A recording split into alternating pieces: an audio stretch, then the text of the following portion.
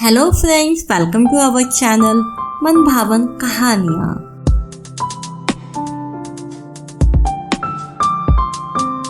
ये कहानी है एक अनोखे तलाक की। तो हुआ कुछ यूं कि पति ने पत्नी को किसी बात पर 3 थप्पड़ जड़ दिए। पत्नी ने इसके जवाब में अपना सैंडल पति की तरफ फेंका और सैंडल का एक सिरा पति के सर को छूता हुआ निकल गया। मामला किसी तरह से रफा दफा हो भी जाता, लेकिन पति ने इसको अपनी तौहीन समझी। रिश्तेदारों ने मामला और पेचीदा बना दिया, ना सिर्फ पेचीदा बल्कि संगीन। सब रिश्तेदारों ने इसे खानदान की नाक कटना कहा।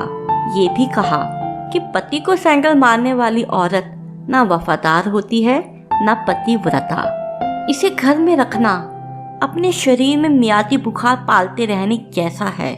कुछ रिश्तेदारों ने यह भी पश्चाताप जाहिर करा कि ऐसी औरत का भ्रूण ही समाप्त कर देना चाहिए।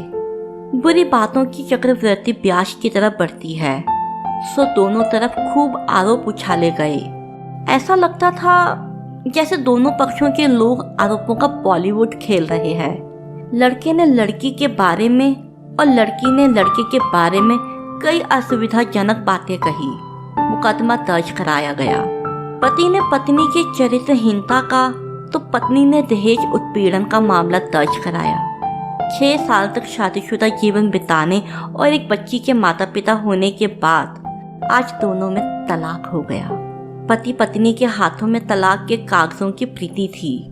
दोनों चुप थे, दोनों शांत, दोनों निर्विकार। मुकदमा 2 साल तक चला था।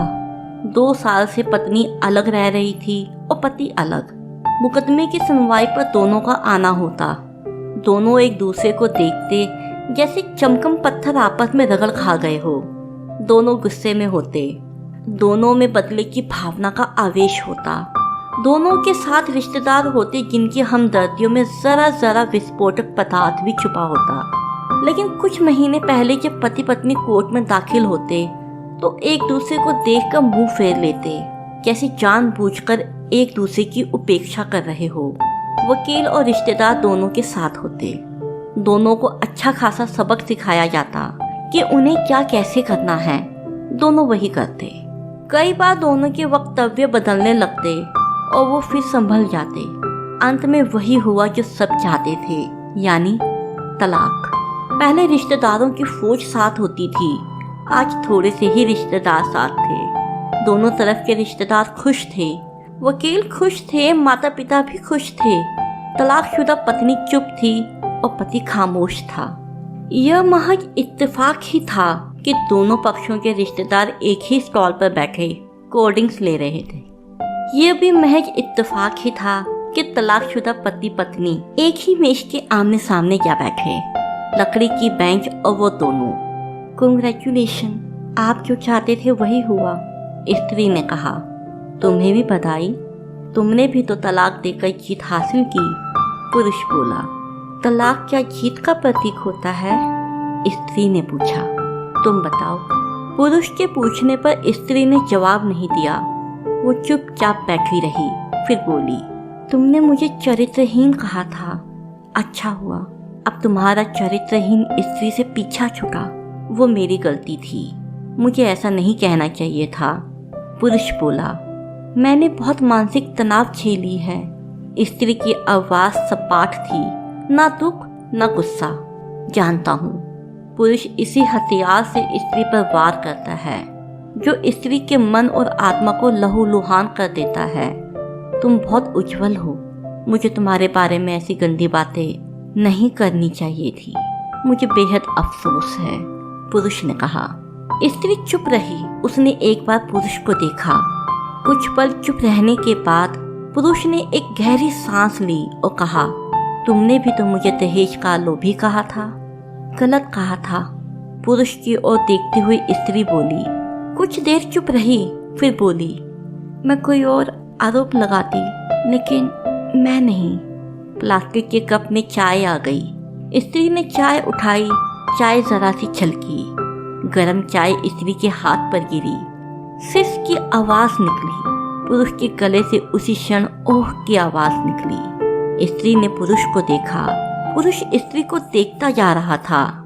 तुम्हारा कमर दर्द कैसा है? ऐसा ही है, कभी वोवरोन तो कभी कॉम्बी फ्लेम। स्त्री ने बात खत्म करनी चाहिए। तुम एक्सरसाइज भी तो नहीं करती, पुरुष ने कहा तो स्त्री फीकी हंसी हंस दी। तुम्हारे अस्थमा का क्या कंडीशन है? फिर अटैक तो नहीं पड़े? स्त्री ने पूछा। अस्थमा? डॉक्टर सूरी ने स्ट्रेन मेंटल स्ट्रेस कम करने को कहा है, पुरुष ने जानकारी दी। स्त्री ने पुरुष को देखा, देखती रही एकटक, जैसे पुरुष के चेहरे पर छपे तनाव को पढ़ रही हो। इनहेलर तो लेते रहते हो ना? स्त्री ने पुरुष के चेहरे से नजरें हटाई और पूछा। हाँ, लेता रहता हूँ, आज लेना याद नहीं रहा, पुरुष ने कहा। तभी आज तुम्हारी सांस उखड़ी उखड़ी सी है, स्त्री ने हमदर्द लहजे में कहा। हाँ, कुछ इस वजह से और कुछ, पुरुष कहते कहते रुक गया। कुछ तनाव के कारण, स्त्री ने बात पूरी की। पुरुष कुछ सोचता रहा, फिर बोला। तुम्हें 4 लाख रुपए देने हैं और 6,000 रुपये महीना भी। हाँ, फिर? स्त्री ने पूछा। वसुंधरा में फ्लैट है, तुम्हें तो पता है, मैं उसे तुम्हारे नाम कर देता हूँ। 4 लाख रुपए फिलहाल मेरे पास नहीं है, पुरुष ने अपने मन की बात कही। वसुंधरा वाले फ्लैट की कीमत तो 20 लाख होगी, मुझे सिर्फ 4 लाख रुपए चाहिए, स्त्री ने स्पष्ट किया। बिटिया बड़ी होगी, 100 खर्चे होते हैं, पुरुष ने कहा। वो तो तुम 6,000 रुपये महीना मुझे देते रहोगे, स्त्री बोली। हाँ, जरूर दूंगा। 4 लाख अगर तुम्हारे पास नहीं है तो मुझे मत देना, स्त्री ने कहा। उसके स्वर में पुराने संबंधों की गर्द थी। पुरुष उसका चेहरा देखता रहा।